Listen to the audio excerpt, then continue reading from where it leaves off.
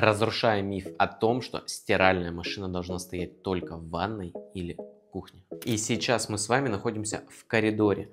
Расстояние до стояка канализации более 6 метров, и из-за дверных проемов мы бы никак не смогли бы сделать уклон канализации.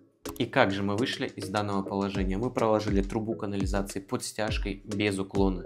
И в будущем рядом со стиральной машинкой будет стоять дренажный насос или санолифт, который будет перекачивать воду к стояку канализации.